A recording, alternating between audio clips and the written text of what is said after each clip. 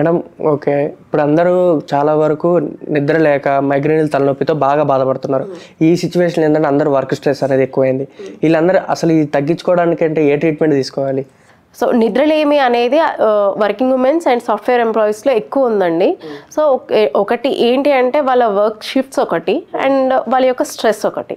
So మీరు నిద్రపోవాల్సిన టైంలో నిద్రపోకుండా లైక్ క్లయింట్ కాల్ అటెండ్ చేస్తూ ఇవన్నీ ఉంటాయి అఫ్ కోర్స్. కానీ దాని తర్వాత అట్లీస్ట్ నెక్స్ట్ డే మార్నింగ్ అయినా మీరు ఎంత స్లీప్ని చేయలేదు, లైక్ ఇప్పుడు మీరు 8 hours పడుకోవాలి ఇన్ జనరలీ, పడుకోలేదు ఆ రోజు నైట్ షిఫ్ట్ ఉంది, at least next day morning go for 6 hours sleep.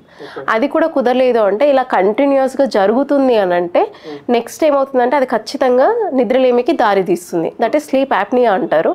So దీని యొక్క కండిషన్స్ ఏంటి అంటే అన్యూజువల్గా అంటే ఈ ఒక చిన్న రీజన్ వల్ల హైపర్ టెన్షన్ వస్తుంది. అంటే అది మనం కోరి తెచ్చుకున్న ప్రాబ్లం.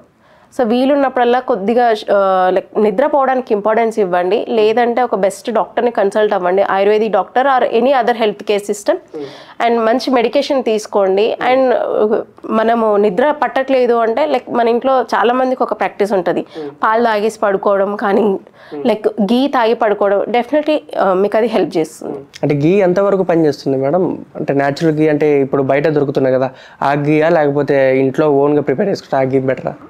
అది నేను ఎగ్జాక్ట్గా చెప్పలేను, కాకపోతే మీరు ఇంట్లో ప్రిపేర్డ్ అయితే దట్ ఈస్ బెటర్ థింగ్. లేదు అని అంటే మీకు ఏదైనా మంచి ఆర్గానిక్ ది దొరికితే అదైనా తీసుకోండి. సో గీ ఎప్పుడు తీసుకోవాలంటే ఈవినింగ్ ఆఫ్టర్ 6 to 7 మధ్యలో తీసుకుంటే డెఫినెట్గా మీకు హెల్ప్ చేస్తుంది. అండ్ లెగ్ యొక్క ఫుట్ మసాజ్ ఒక జస్ట్ గీ తోటే చేయించండి ఒక 5 minutes, డెఫినెట్గా మీకు మంచి నిద్ర వస్తుంది.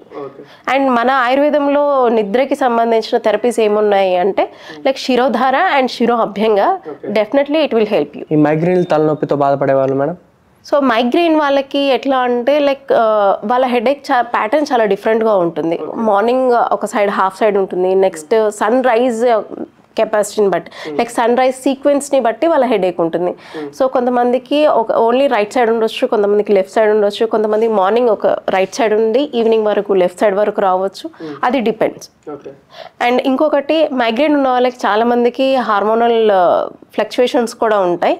సో వాళ్ళు చేయాల్సింది ఏంటి అంటే ఫస్ట్ ఆఫ్ ఆల్ మెడికేషన్ కంటే కూడా do pranayama regularly and then eat మంచి ఫ్రూట్స్ ఎక్కువ తీసుకోండి.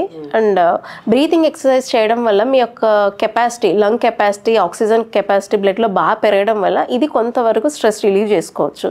అండ్ మైగ్రేన్ వాళ్ళకి చాలామందికి రిఫ్రాక్టివ్ ఎర్రర్ అంటే ఐ విజన్ ప్రాబ్లం కూడా ఉంటుంది. సో ఇది కొద్దిగా ఎప్పటికప్పుడు లైక్ మీరు ఈ ఎర్రర్ని ఒకసారి సెట్ చేయించుకొని మీకు స్టిల్ ఇంకా ప్రాబ్లం కనుక రికవరీ అవ్వలేదు అంటే అండ్ డూ అండ్ కన్సల్ట్.